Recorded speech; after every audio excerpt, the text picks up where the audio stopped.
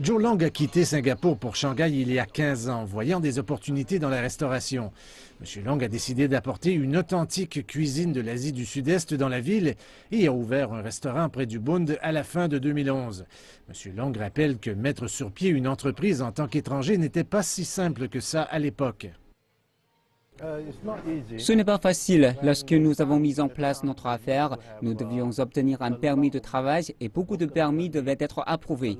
Puis nous avons pu obtenir la licence. Ce n'est pas comme dans votre pays d'origine, vous savez. Ils ont de très bons moyens pour nous aider. Chaque fois que nous avons un problème, nous allons au bureau. Ils ont la patience de vous dire où vous devez aller et comment vous devez procéder. Ensuite, vous êtes renseigné et vous êtes sur la bonne voie et vous pouvez y arriver. Au fur et à mesure que les politiques d'immigration moins sévères ont amené plus d'expatriés en Chine, les activités de M. Long ont décollé.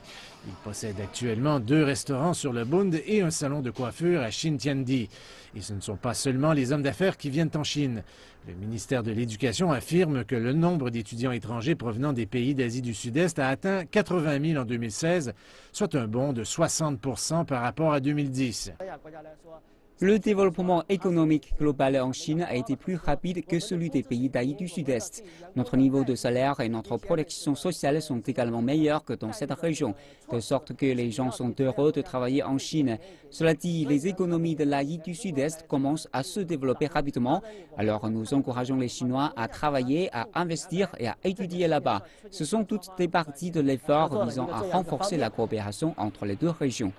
Les autres pays de l'ASEAN occupent ensemble maintenant la 3e place dans le commerce international chinois et les investissements sont également à la hausse. À la fin du mois de mai, les flux d'investissements bilatéraux entre la Chine et le groupe ont atteint 183 milliards de dollars.